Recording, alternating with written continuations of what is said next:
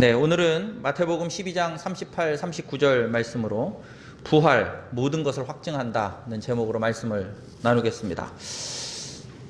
여러분, 세상에서 흔히 말하는 기독교라는 종교에 대해 좋게도 보기도 하고 사실은 안 좋게도 보기도 하고 하는데요. 그 중에 이 기독교에 대해서 부정적으로 생각하는 이미지 중에 아주 가장 큰 이미지 중에 하나가 뭘까요? 기독교인들은 배타적이라는 말을 많이 듣죠. 기독교는 배타적인 종교라는 말을 많이 듣습니다. 배타적이죠? 기독교는 사실 배타적입니다. 왜요? 진리는 하나밖에 없고 진리는 여기에밖에 없다고 하기 때문에 당연히 배타적이죠.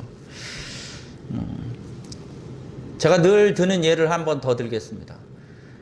여러분, 저는 제 아내와 세계 인구가 80억이면 40억이 여자라고 칠 때 제 아내가 있고 나머지 40억의 여자가 있잖아요. 저는 제 아내에 대해서 굉장히 배타적입니다. 맞죠? 다른 40억의 여자는 여자로 안 보이는 건 아니지만 뭐라고 말해야죠? 어쨌든 저랑 상관이 없는 여자죠. 그걸 왜 배타적이냐고 말할 수 없죠. 왜 배타적이냐고, 너는 다른 여자에 대해서 왜 이렇게 배타적이냐고. 아니요, 그건 철저히 배타적이어야 합니다. 그렇죠. 아내는 저에 대해서 40억의 다른 남자들이 있지만 철저히 배타적이어야 합니다. 그런 의미에서 우리가 이 기독교가 예수 그리스도만을 주님이라고 부르는 것이 그런 차원에서 배타적이라고 말한다면 우리는 배타적이라고 해야 합니다. 배타적이어야만 합니다. 근데 이제 이거를 좀 배타적이다 말하니까 좀 표현이 안 좋죠. 그래서 절대적이다 이런 말을 쓰는 게 맞죠. 아내는 저에 대해서 절대적이고 저는 아내에 대해서 절대적입니다. 그리고 예수 그리스도는 우리 모든 믿는 자들에 대하여 절대적인 주님이신 줄 믿습니다. 그렇지 않으면 진리가 될 수 없어요. 이것도 진리고 저것도 진리고. 그래서 요즘에 이제 다원주의 같은 곳에서 예전에 많이 유행했던 말이죠. 정점 하나를 찍고 수통골 같은 경우가 그렇죠. 수통골 같은 경우가 정점이 있으면 올라가는 길이 많아요. 그죠? 아무 데나 올라가도 돼. 막 앞에 그냥 그 초입에 차 세워놓고 바로 올라가도 정점이 나오고, 저렇게 좀 산책로 걷다가 올라가도 꼭대기가 나오고, 수통골 같이. 여러분, 진리는 수통골이 아니에요. 그렇게 말할 수가 없어요. 그럼 진리가 이미 아닌 게 돼버리죠. 그래서 여러분, 우리가 창조주 혹은 전능하신 신, 전능자 이렇게 말할 땐 그 창조주는 어떤 역사마다, 시대마다, 환경마다, 나라마다 다를 수 없어요. 그럼 이미 창조주가 아니에요. 나라마다, 민족마다, 시대마다, 역사마다, 환경마다 달라진다. 그게 무슨 창조주겠어요. 그 이미 창조주가 아니라 사람이 만든 창조니까 창조주 위에 사람이 있는 거죠. 그건 창조주가 아니죠. 그래서 여러분, 예수님께서 우리에게 진짜 창조주를 보이시기 위해 배타적이다. 오케이, 배타적일 수밖에 없고, 절대적이다. 절대적일 수밖에 없고, 어떤 환경에서도 변함이 없는 유일하신 창조주를 보이시기 위해 여러분, 우리가 그것을 직접 가서 볼 수가 없으니까 그 예수 그리스도 하나님의 본체가 직접 이 땅에 오셔서 우리에게 보이신 줄 믿습니다. 그게 놀라운 사건인 거죠. 그래서 구원을 얻을 만한 다른 이름, 우리가 어떤 축복을 얻을 만한 다른 이름, 천국의 소망을 주는 다른 이름은 없습니다. 없어요. 없다고 말하는 게 그게 진리이죠. 자, 그런 의미에서 예수님이 이 땅에 오셔서 2000년 전에 약 30여 년간의 이 땅에 방문을 하실 때 예수님이 예수님의 말씀 중에도 예수 그리스도 자신을 절대적인 분으로 계속 드러내셨어요. 하나님과 동등하신 분으로, 하나님의 아들로, 하나님과 한 분이신 분으로, 하나님이 보내신 메시아로, 하나님이 보내신 그리스도로, 유일한 구원의 문으로, 완전한 생명이시고 완전한 빛으로, 생명의 떡으로 예수님이 자신을 드러내셨죠. 그랬더니 사람들이 예수님을 십자가에 못 박죠. 절대적이라고, 인간의 모습으로 왔는데 예수님이 절대자라고 자신을 드러내시니까 십자가에 못 박죠. 자, 십자가에 못 박기 전에 오늘 본문에 보면 바리새인들과 서기관이 와서 예수님이 자신을 절대적인 분으로 잡고 예수님이 말씀하시니까 당신이 절대적인 분이라고 하는 표적을 나타내라. 표적을 보여라. 이렇게 말합니다. 근데 여러분 그 표적을 이 서기관과 바리새인들이 구하니까 예수님이 뭐라고 제일 먼저 시작하세요? 악하고 음란한 세대가 표적을 구하나 그러죠. 지금 그렇게 물으러 오는 바리새인이나 서기관들이 너희처럼 악하고 음란한 질문을 나에게 하는구나. 악하고 음란한 세대가 표적을 구하는구나. 여러분 악하고 음란한 세대가 뭘까요? 우리 헷갈리지 마세요. 요즘이 이제 음란하다. 진짜 우리 뭐 그냥 핸드폰 하나만 피더라도 그냥 막 음란하다. 그런 음란함이 아니라 악하고 음란하다는 게 뭘까요? 악하고 음란한 건 여기서 말하는 악하고 음란한 건 아주 단순하게 말하면 이미 물으러 올 때 예수님 믿을 마음이 없어. 이미 이 질문을 할 때 예수 그리스도를 영접할 마음이 없어. 이미 이 질문을 할 때 예수님의 표적에 굴복할 마음이 전혀 없어요. 그게 악하고 음란한 거예요. 그걸 어떻게 또 우리가 알 수 있느냐? 여러분 예수님이 이전에 이미 많은 하나님만이 하실 수 있는 일들을 행하셨어요. 지금 마태복음 우리 12장을 읽었잖아요. 마태복음 12장에만 해도요. 안식일 날 그게 12장 맞죠? 안식일 날 그 손 마른 사람 고치신 것도 마태복음 12장이고요. 마태복음 12장 지금 요 본문의 22절에 보면 귀신 들려가지고 눈이 안 보이고 말 못하는 그 농아도 예수님이 고치시죠. 하나님만이 하실 수 있는 일을 보이지만 서기관과 바리새인들은 이미 그것을 안 믿기로 작정하고 예수님 앞에 당신이 절대자인 표적을 나타내라고 예수님께 온다는 사실이죠. 그래서 악하고 음란한 거죠. 안 믿기로 작정하고 오니까. 그래서 사도 바울이 이런 세대, 이런 악하고 음란한 세대를 사도 바울이 로마서에서 아주 단적으로 표현한 표현이 있죠. 우리 로마서 1장 28절을 보겠습니다. 로마서 1장 28절 시작. 또한 그들이 마음에 하나님 두기를 싫어하며 하나님께서 그들을 그 상실한 마음대로 내버려 두사 합당하지 못한 일을 하게 하셨으니. 그러니까 사도 바울이 평가하죠. 마음에 하나님 두기를 싫어해. 마음에 이미 하나님 두기를 싫어해. 그게 악하고 음란한 거예요. 마음에 하나님 두기를 싫어하는 게 그게 죄라고요. 늘 말하지만 죄가 뭡니까? 예수 그리스도를 주님으로 영접하기를 싫어해. 마음에 하나님 두기를 싫어해. 세상에서는 굉장한 성실남으로 굉장한 부지런한 여성으로 살아갈 수 있을지 모르지만 굉장히 정직하고 의롭게 살아갈 수 있을지 모르지만 성경이 말하는 것은 마음에 하나님 두기를 싫어한다는 거예요. 그래서 여러분 이 마음에 하나님 두기를 싫어한다는 말이 오늘 우리 지금 이 예배의 현장에도 그대로 적용이 될 수 있죠. 여러분 우리가 하나님께 오늘도 예배에 와서 하나님 내가 찬양으로 하나님 앞에 영광을 돌리고 하나님 정말 또 목사님이 오늘 하는 말을 통해서 내 마음이 뜨거워지고 감동받기를 원합니다. 아멘 좋습니다. 그런데 내 마음을 다스리는 분으로 정말로 하나님을 영접하느냐 거기에 대해서 내가 좀 찜찜합니다. 우리 그렇게 살아갈 수 있다는 거예요. 예배의 현장에 오면서도 말씀에 감동받고 말씀에 은혜 받았어요. 말씀 너무 좋았어요. 오늘 찬양이 너무 뜨거웠어요. 오늘 우리 교회 분위기가 너무 좋았어요. 할 수 있는데 그런데 하나님이 내 마음은 내 삶의 전부니까 내 마음을 누군가가 하나님이 나를 다스린다는 것에 대해서는 글쎄요. 그거는 좀 이렇게 될 수 있다는 거죠. 그게 악하고 음란한 세대인 거예요. 그래서 이런 악하고 음란한 세대, 우리가 정말로 하나님을 마음에 두기 싫어하는 이 세대를 향해서 예수님이 이 세대가 표적을 구하나 내가 지금까지도 많은 표적을 행했지만 그러나 오케이 너희들이 절대로 부정할 수 없고 너희들이 절대로 의심할 수 없는 유일한 표적, 완전한 표적을 너희에게 준다라고 하시면서 선지자 요나의 표적 밖에는 없다고 말씀하시죠. 선지자 요나의 표적 밖에는 없다. 영어에서도 그렇게 나오죠. Except the sign of the prophet Jonah. 선지자 요나의 표적 외에는 없다. 여러분 그것이 어쩔 수 없이 유일한 것이다가 아니에요. 그것으로 완전한 표적이라는 것이죠. 그것으로 완전한 표적을 너에게 주는데 선지자 요나의 표적이라는 거죠. 여러분 선지자 요나의 표적이 뭘까요? 초등학교 때 국민학교 때 교회밥을 좀 먹어본 사람들이나 그래도 교회 밥을 먹어본 사람들은 알죠. 요나가, 선지자 요나가 바다에 빠져서 물고기 뱃속에 3일간 있다가 죽지 않고 다시 뿅 하고 살아났죠. 그러니까 선지자 요나처럼 3일간 예수 그리스도가 십자가에 죽으시고 3일간 무덤에 장사되었다가 3일간 죽었다가 다시 살아남을 얘기하는 것이죠. 그래서 여러분 이거를 이렇게 읽을 수도 있어요. 거기 보면 39절을 다시 읽으면 예수께서 대답하여 이르시되 악하고 음란한 세대가 표적을 구하나 부활 밖에는 보일 표적이 없느니라. 여러분 부활이 유일한 표적이라는 뜻이 아니라고 분명히 말했습니다. 그러나 완전한 표적입니다. 거기에 다른 의심이나 거기에 다른 더할 것이나 거기에서 뺄 것이 없이 완전한 표적이라는 것이죠.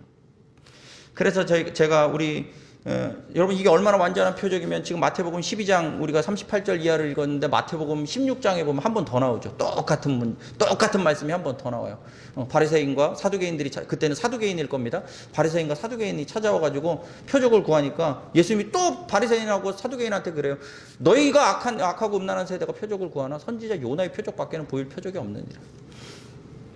그래서 우리가 지난주에 우리의 마음이 식지 않도록 뜨겁게 하는 예수 그리스도의 부활로 말미암아 우리의 마음을 뜨겁게 하는 우리 5가지 요소를 우리가 함께 선포했죠. 우리 한번 더 해볼까요?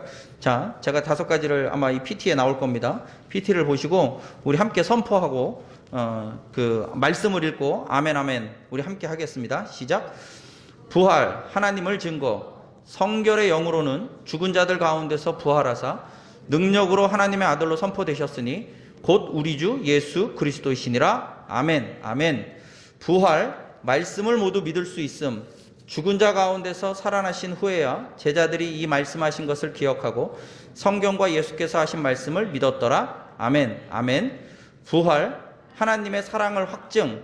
우리가 아직 죄인 되었을 때에 그리스도께서 우리를 위하여 죽으심으로 하나님께서 우리에 대한 자기의 사랑을 확증하셨느니라. 아멘 아멘. 부활, 예수님의 주인 되심. 이를 위하여 그리스도께서 죽었다가 다시 살아나셨으니 곧 죽은 자와 산 자의 주가 되려 하심이라. 아멘 아멘. 부활, 산 소망의 이유. 우리 주 예수 그리스도의 아버지 하나님을 찬송하리로다. 그의 많으신 긍휼대로 예수 그리스도를 죽은 자 가운데서 부활하게 하심으로 말미암아 우리를 거듭나게 하사 산 소망이 있게 하시며. 아멘 아멘.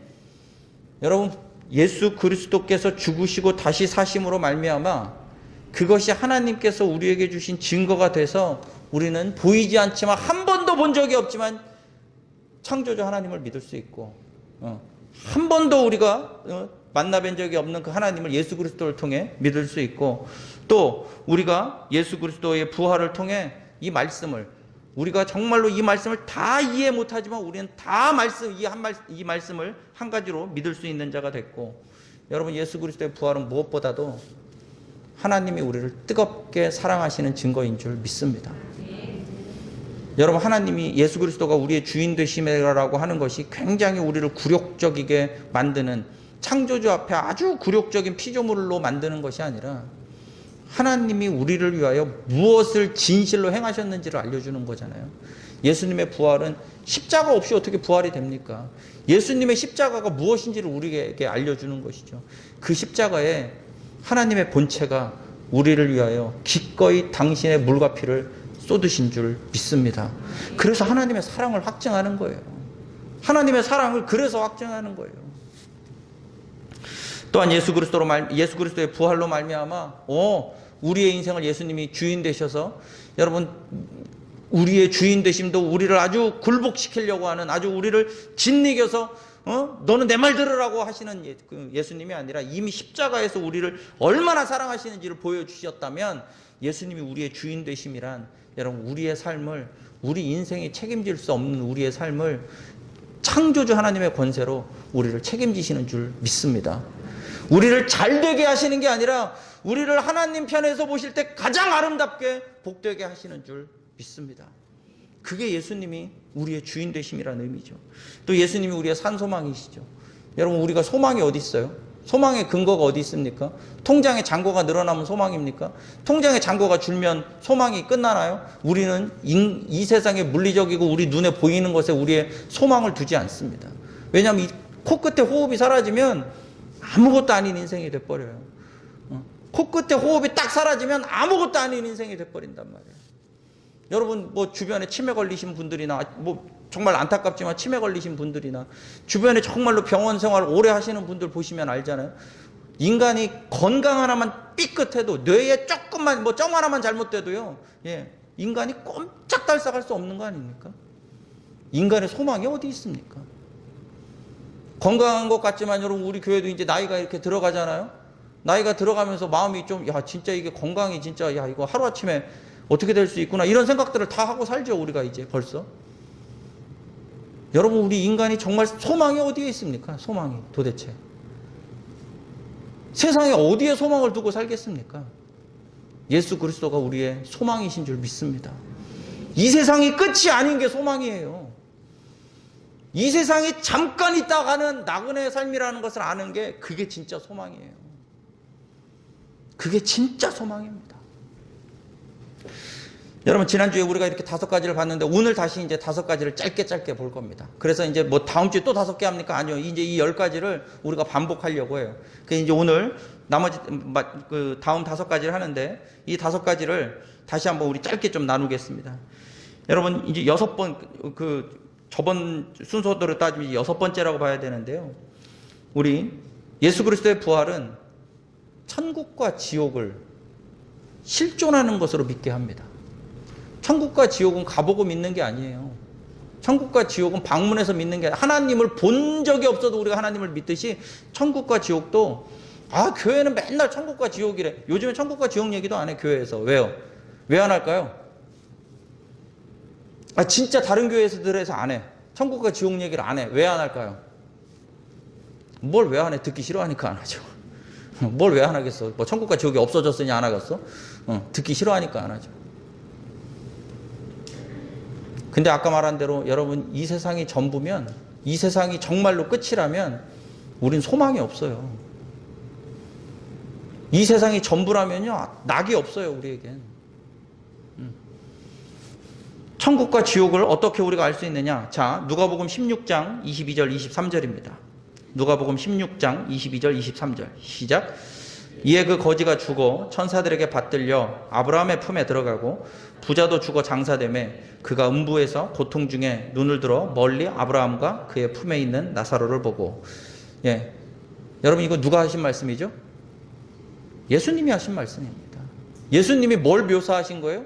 천국과 지옥을 그대로 묘사하신 것이죠. 누가복음 16장은 그래서 굉장히 중요한 장입니다. 천국과 지옥을 예수님이 그대로 묘사하신 거예요. 예수님이 이걸 어떻게 아실까요? 천국과 지옥의 통치자이시니까요. 우리는 예수님을 부활을 통해 예수님이 만왕의 왕 창조주이심을 믿어버렸습니다. 그렇다면 그 예수님이 하시는 모든 말씀을 믿을 수 있고 예수님이 천국이 있다 하면 천국이 있는 것을 우리가 믿게 되고 지옥이 있다 하면 지옥이 있다는 걸 믿는 거죠. 가보고 믿는 게 아니라. 여러분 예수님이 유일한 영원한 재판장의 마지막 승부처에 영원한 승부처에 예수님 유일한 재판장이신 줄 믿습니다. 우리는 그게 소망인 거예요. 그게 진짜 소망인 거예요. 이 세상에서 끝발 좋고 보기 좋은 삶으로 우리가 살아가는 게 우리의 소망이 아니고 영원한 승부처가 있다는 것, 마지막 재판정이 열린다는 것, 그게 우리의 소망이에요. 그게 제 소망입니다. 여러분 로마서 6장 6절 함께 보겠습니다. 로마서 6장 6절 시작. 우리가 알거니와 우리의 옛사람이 예수와 함께 십자가에 못 박힌 것은 죄의 몸이 죽어 다시는 우리가 죄에게 종노릇하지 아니하려 함이니. 아멘. 여러분 7번째, 이 예수 그리스도의 부활은 우리의 옛사람이 죽었다는 것을 보여줍니다. 옛사람의 죽음이죠. 예수 그리스도의 부활은 옛사람이 죽었다는 거예요. 괜히 추상적인 얘기한다고 멍하니 있지 마시고 잘 우리 한번 따라와 보세요.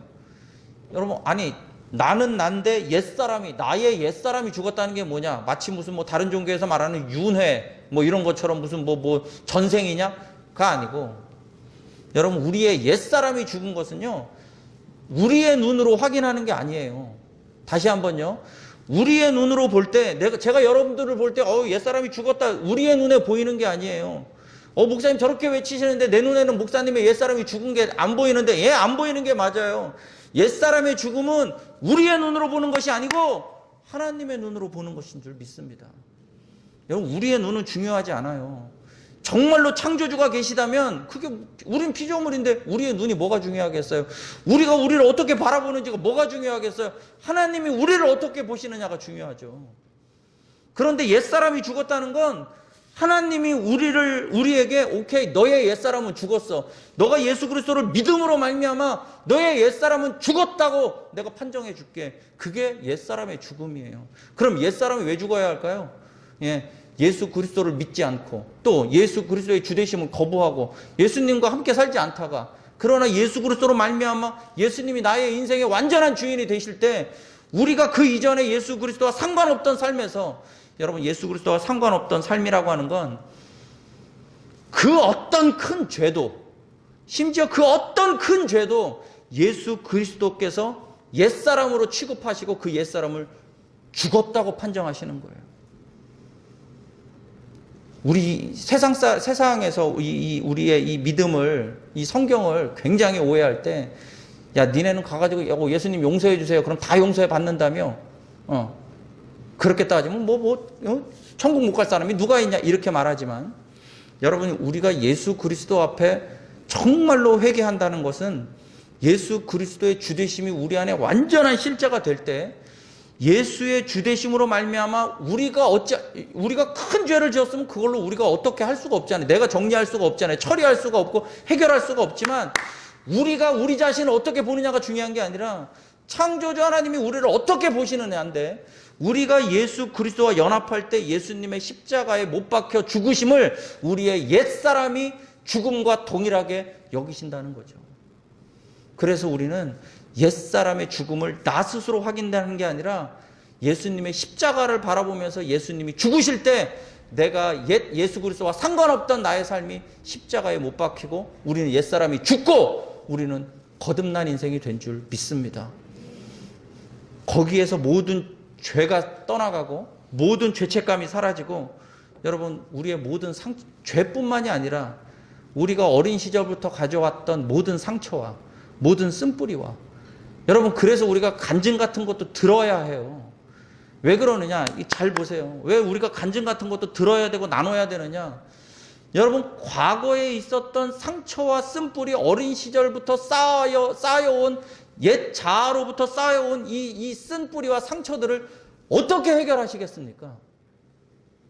과거의 그 아픈 기억과 그 정말 누구에게 공개할 수 없는 그 깊은 뼈 아픈 수치심을, 그걸 어떻게 해결하시겠습니까? 죄의 문제일 수도 있고 죄가 아닐 수도 있지만, 죄의 문제라면 더더군다나 그 수치심을 어떻게 해결하시겠어요? 또는 내 죄와 나의 잘못은 아닌 것 분명히 아니지만 어린 시절부터 받아온 내 인생을 지금까지 쌓아오게 만든 이 과거의 이 깊은 상처를 무엇으로 해결하시겠습니까?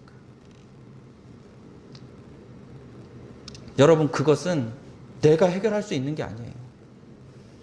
그런데 여러분, 간증을 들으면, 다른 사람이 어떻게 그렇게 저렇게 멋진 인생을 살아가는지를 보면, 그것이 어떻게 쓸려나갔는지를 보면, 그렇구나, 우리의 옛사람이 죽는 것이구나, 나의 옛사람은 죽는 것이구나, 나의 감정과 상관없이 나를 만드신 창조주께서 나의 옛사람은 죽고 예수 그리스도의 부활에 연합하여 나를 거듭난 자로 보시는구나.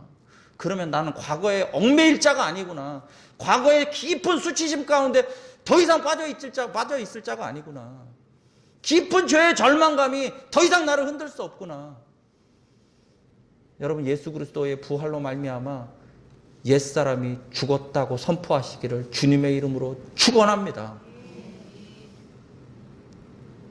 우리는 우리가 해결하는 게 아니라 예수 그리스도께서 죽으시고 부활하신 것으로 해결되었음을 믿고 선포하는 거예요.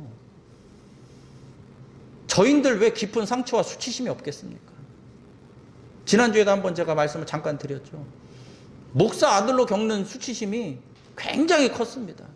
뭐 저를 아시겠지만 사실 제가 뭐 이게 좀 낯도 가리고 그런 사람이잖아요.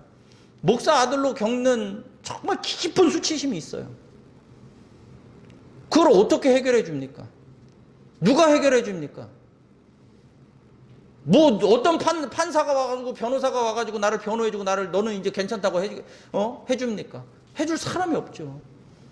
그걸 나의 신념과 의지로 이겨낸다? 내 신념과 의지로 이겨낼 거라면 그건 깊은 상처가 아니에요. 그건 쓴뿌리조차 안 돼요. 내 실력으로 없애질 수 있는 게 무슨 쓴뿌리고 깊은 상처입니까? 내 힘으로 없앨 수 있는 걸. 그러나 내 힘으로 도저히 할 수 없는 그것들 앞에서 여러분 예수 그리스도께서 나의 주인이 되시는 순간에 그렇구나. 그래서 제가 요한복음 3장 3절이 제 인생의 구절이에요. 사람이 거듭나지 아니하면 결코 하나님의 나라를 볼 수 없느니라. 나는 거듭났구나. 내가 예수 믿고 거듭난 거구나. 난 옛사람이 죽었구나. 내 이 깊은 수치심은 내가 더 이상 가지고 있지 않아도 되는 것이구나. 우리의 옛사람이 죽었습니다. 우리의 어떠함과 상관없이 오늘 지금 이 순간 내가 예수 그리스도 앞에 주님 앞에 뭐 하나 해드린 게 없어도 예수님 그걸 바라시는 게 아니라 예수님께서 우리에게 바라시는 단 한 가지, 우리를 위해 죽으시고 우리를 위해 다시 사신 그 예수 그리스도를 우리의 전심으로 영접할 때 예수님이 우리의 모든 죄와 쓴뿌리와 상처와 수치심과 죄책감을 예수의 십자가에서 함께 못 박아 없애주실 줄 믿습니다. 우린 그것은 믿음으로 받는 거예요. 자, 8번째, 고린도후서 6장 9절 10절입니다. 고린도후서 6장 9절 10절 시작. 무명한 자 같으나 유명한 자요, 죽은 자 같으나 보라 우리가 살아있고, 징계를 받은 자 같으나 죽임을 당하지 아니하고, 근심하는 자 같으나 항상 기뻐하고, 가난한 자 같으나 많은 사람을 부유하게 하고, 아무것도 없는 자 같으나 모든 것을 가진 자로다. 아멘. 여러분, 우리는 다들 결핍에 시달립니다. 영어로 말하면 need라고 하죠. need. 결핍, 필요에 시달려요. 예를 들어 볼까요? 여러분, 만약에 부모로부터 내가 물려받은 게 마이너스 1,000만 원이야. 그러니까 빚만 물려받았어. 아니, 내가 물려받았다는 게 아니라 나 우리 아버지 빚이 얼마 있는지 몰라. 어쨌든 예를 들어 볼게요. 어쨌든 아버지로부터 마이너스 1,000만 원 빚만 물려받았어. 또 누군가는 아버지 엄마하고 주고받을 게 없어. 그냥 빵원이야. 그냥 제로. 없어. 주고받은 거 없어. 근데 어떤 사람은 한 1,000만 원 물려받았어. 근데 어떤 사람은 한 10억쯤 물려받았네. 1, 2, 3, 4번이 있죠. 1, 2, 3, 4번 중에 결핍이 없는 사람이 누굴까요? 마이너스 1,000만 원, 빵원, 1,000만 원, 10억 중에 결핍이 없는 사람이 누굴까요?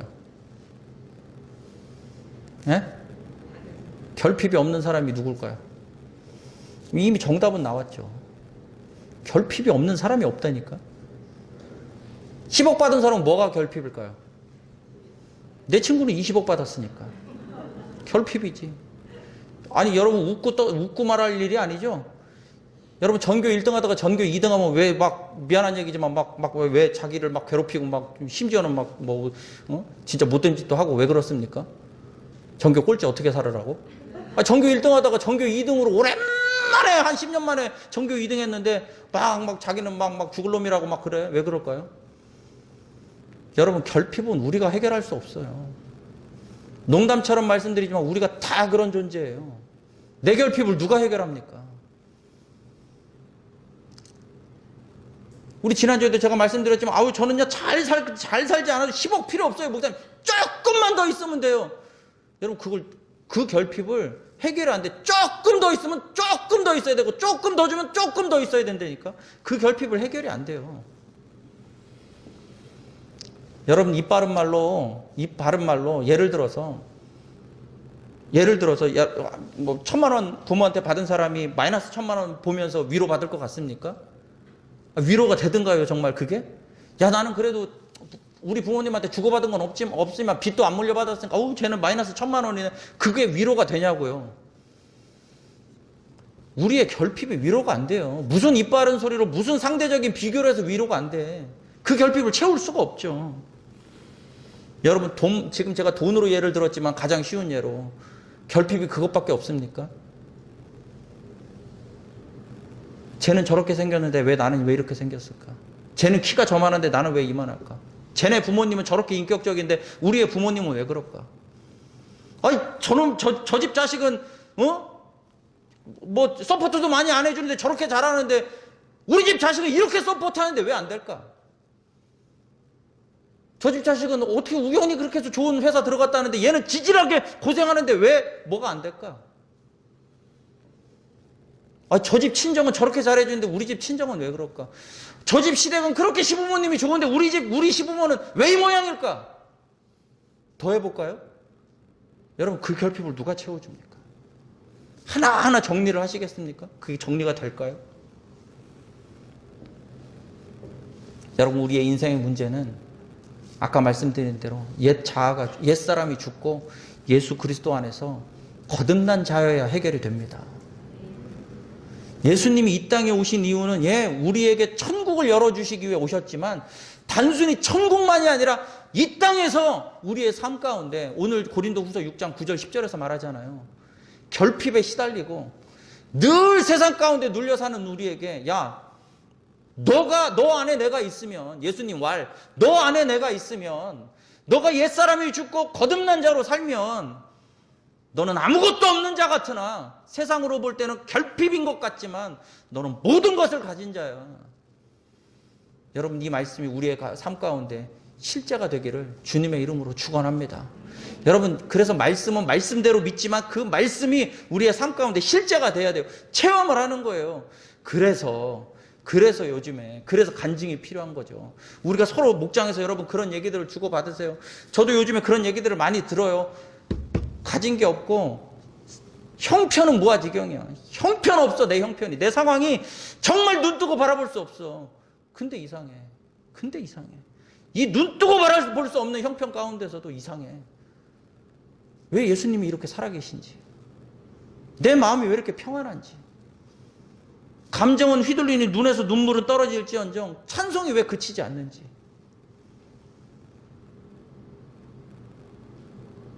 어떻게 오히려 이런 시국에 감사가 터지는지. 여러분, 그런 간증들이 있습니까? 예수 그리스도 안에서 그런 간증이 있는 줄 믿습니다. 그게 예수님이 예수 그리스도께서 우리를 위해 죽으시고 부활하신 증거를 통해 우리는 그 사실을 믿는 거예요. 여러분, 우리의 형편에 매달리지 마세요. 내 과거의 쓴뿌리에 매달리지 마세요. 그런데 이거는 내가 여러분들에게 침 튀겨가며 그렇게 하지 말라고 해서 되는 일이 아니라 오늘 우리의 주님이, 우리를 너무나 사랑하시는 주님이 우리를 위해 이 땅에 오셔서 십자가에서 당신의 물과 피를 쏟아 우리의 옛사람을 함께 거두어 가시고 예수님 3일 만에 부활하심으로 우리에게 거듭남의 생명을 주셔서 여러분, 우리는 아무것도 없는 자 같지만, 쓴뿌리에 상처받고 지금의 형편 가운데 무너진 자 같지만, 그리고 앞으로의 삶이 정말로 두려운 가운데 있을 것 같지만 예수 그리스도 안에서 우리를 다 가진 자로 내가 너를 완전히 책임져 주시겠다는 주님의 이 말씀이 우리의 삶 가운데 실제가 되시기를 주님의 이름으로 축원합니다.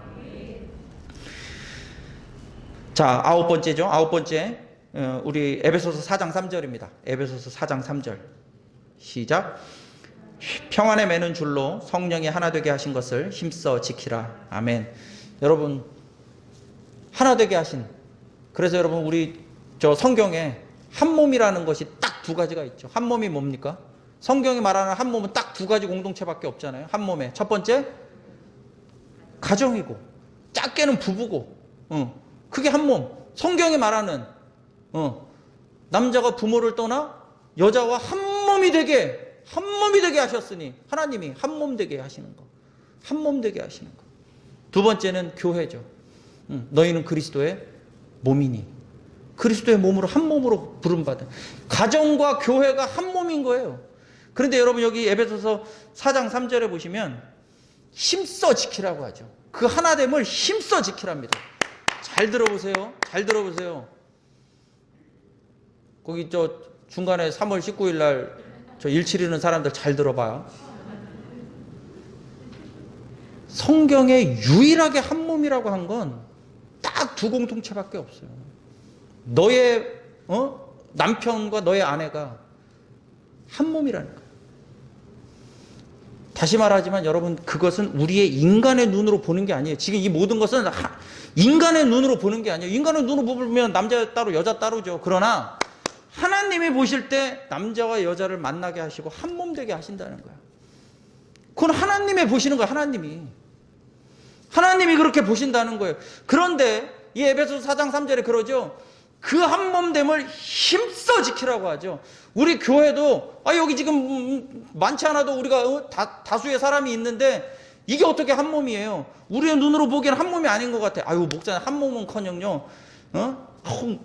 저 사람 때문에 내가 정말 힘들어서 교회 못 다니겠어요. 라고 할 수도 있죠. 정말 어떻게 우리 목장 저거 어떻게 안 되나? 그러실 수도 있겠죠. 어떻게 안 돼요. 어떻게 안 되니까 그냥 해. 어떻게 안 돼. 근데 그걸 어떻게 하려고 해서 되는 게 아니라 여러분, 오늘 성경에 말한 대로 한 몸됨을, 주의 말씀 앞에 한 몸됨을 힘써 지키시기를 주님의 이름으로 축원합니다. 그래서 남편은 아내에게 한 몸 되기 위해 힘써 지켜야 되고, 아내는 남편에게 한 몸됨을 힘써 지켜야 하는 겁니다. 저절로 된다고 하시지 않았어요. 이 하나됨을 저절로 된다고 안 하시잖아요. 힘써 지키라고. 우리 교회를 그냥 그래 내가 한번 교회 다녀볼게. 한번 하나 되나 봅시다. 하나 안 돼요. 하나됨을 힘써 지키는 거예요. 여러분, 하나됨을 힘써 지킨다는 건 조금 다른 말로 표현해 볼까요? 틈을 메우는 거예요. 공동체의 틈을 메우는 거예요. 아내는 남편의 틈을 메우고 남편은 아내의 틈을 메우는 거예요. 그 틈을 메우는 게, 심지어 이제 자녀가 자라면, 자녀가 그래도 인격적으로 좀 자라면 자녀가 부모의 틈을 메워야 돼요. 부모를 원망할 게 아니라 부모가 자녀의 틈을 메워야 합니다. 그게 한 공동체예요. 교회는 틈을 메우는 공동체입니다. 그게 하나 되는 공동체예요.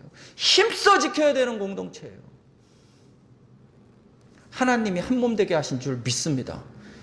여러분, 성경에 네 회사에 네 목숨 다 바쳐라 이런 얘기 한 적이 없어요. 물론 무슨 일이든 죽게 하듯 하라고는 나와 있지만 하나 된 공동체, 한 몸 된 공동체 이런 얘기 안 해요. 한 몸은 하나밖에 없어요. 가정과 교회예요. 그러면 정말 우리의 모든 것을 쏟아서 힘써 지켜야 할 줄 믿습니다. 그때 우리가 힘써 지키려고 할 때, 여러분, 우리가 힘쓰는 것보다 더 놀랍도록, 왜냐하면 이 신비는 우리가 만든 게 아니잖아요. 쟤네들도 지 둘이 좋아서 결혼하지만 결혼이라고 하는 것을 지 둘이 만든 게 아니거든. 하나님이 만드신 거거든. 하나님이 만들어 놓으셨으니 거기에 애써 힘쓰면, 힘쓰는 정도만이 아니라 힘쓰는 자들에게 하나님께서 가장 신비로운 힘으로 그 둘을, 우리를 하나 되게 하실 줄 믿습니다. 거기서 힘이 발휘되는 거예요. 공동체의 틈을 메우세요. 여러분, 안 되는 가정은 뭡니까? 제가 잘못이고 얘가 잘못인 거죠. 얘 때문에 못 살고 쟤 때문에 못 살죠. 교회는요, 저 리더 때문에 못 살고 목사 때문에 못 살고 저 장로님만 없으면, 집사님만 없으면, 그게 안 되는 공동체잖아요. 되는 공동체는요, 틈을 메우는 거예요. 어디에 빈틈이 있는지 그 틈을 메우는 거예요. 힘써 보셨습니까? 아내의 틈을 메우기에 힘써 보셨습니까? 남편의 틈을 메우기에 힘써 보셨어요? 교회의 틈이 어디에 있는지 힘써 보셨습니까? 우리 교회는 왜 그래? 그 틈을 누가 메우겠습니까? 그 틈을 좀 메워보세요. 그 틈을 메우려고 힘쓸 때 하나님께서 하나 되는 역사, 그건 신비한 역사가 될 겁니다. 정말 신비한 역사가 될 겁니다. 제가 간증을 잠깐만 할까요? 여러분, 제가 목사가 아니면, 가끔 했죠. 제가 목사가 아니면 다른 사람들에게 눈이 돌아갈 사람이 아니거든요. 다른 사람의 형편과 상황이 눈에 안 보여요. 저는 그런 사람이에요. 내가 무슨 겸손해서가 아니라 뭐 그게 또 나쁜 겁니까? 그렇게 남한테 피해 안 주고 살면 되지, 인간적으로 말해서. 신기하죠? 근데 왜 저로 하여금 하나님이 새벽마다 다른 사람의 이름을 불러가며 기도하게 만드는지 모르겠어요. 그리고 그렇게 마음이 쓰이는지 모르겠어요. 난 그런 사람이 아닌데. 난 전혀 그런 사람이 아닌데. 그게 신비한 거예요. 내가 하나됨을, 교회를 위해 힘쓸 때 하나님이 나를 신비롭게 역사해 가십니다. 우리의 가정을, 우리의 부부를 신비롭게 역사해 가실 줄 믿습니다. 자, 마지막, 길어지는데요. 마지막 우리 마태복음 28장 19절 20절입니다. 시작. 그러므로 너희는 가서 모든 민족을 제사로 삼아 아버지와 아들과 성령의 이름으로 침례를 베풀고 내가 너희에게 분부한 모든 것을 가르쳐 지키게 하라. 볼지어다 내가 세상 끝날까지 너희와 항상 함께 있으리라. 아멘. 여러분, 이 말씀은 예수님이 부활하시고 승천하시면서 이 땅에 내려놓으신 마지막 말씀이죠. 예, 사도행전 1장 8절과 더불어 예수님이 이 땅에 남기신 마지막 말씀이에요. 이 땅에 계실 때 하신 마지막 말씀이죠. 그 마지막 말씀이 뭐예요? 우리에게 너희는 사명을 가지라는 거죠. 주와 복음을 위하여 사명을 가지라는 거예요. 여러분, 저는요 진짜 너무 약해서 저는요 사명자가 아니에요. 저는 그냥 교회 쫄쫄쫄 따라다니지. 저는 사명까지는 저는 몰라요. 그건 예수 안 믿는 거죠. 여기 말씀하셨잖아요. 너희는 모든 족속으로 정말로 제자를 삼고 주와 복음을 위하여 사명을 가지라고 말씀하시는데 저는 사명은 아니고요. 그냥 뒤에 쫓아갈게요. 그건 예수 안 믿는 거잖아요. 노골적으로 말씀드려 볼까요? 영원한 승부처가 있을 때, 여러분, 영원한 승부처가 있을 때, 잘 들어보세요. 마지막이니까. 영원한 승부처가 있을 때 예수님이 우리와 대화하실 때 최종적으로 물어보실 게 뭐일까 생각해 보면, 너 예수 안 믿는 동생한테 뭐 했어? 네 예수 안 믿는 부모를 위해서 네 뭐 했어? 너 가장 그렇게 저 친구라고 그렇게 그냥 매일 붙어 다니는데 네 친구한테 도대체 뭐 했어? 이 영원한 승부처가 너에게 확실했다면 너 뭐 한 거야? 그거 안 물어보실까요? 그때도 저는 사명자가 아닌데요. 이런 변명이 안 통할 거 아닙니까? 여러분, 우리에게 붙여주신 영혼들이 있는 거예요. 내 동생을 붙여주시고, 내 오빠를 붙여주시고, 내 형을 붙여주시고, 내 부모를 붙여주시고, 내 자녀는 말할 것도 없거니와 여러분 붙여주셨어요. 그게 사명자인 근거예요. 내게 붙여주신 영혼들을 보시면 그게 사명자인 거예요. 주와 복음을 위하여, 그 사람의 영혼을 위하여 여러분 사명자로 살아가시기를. 예수님 부활하셨고 그 부활하신 예수님이 나의 주님이면 여러분 사명자로 살아가시기를 주님의 이름으로 축원합니다.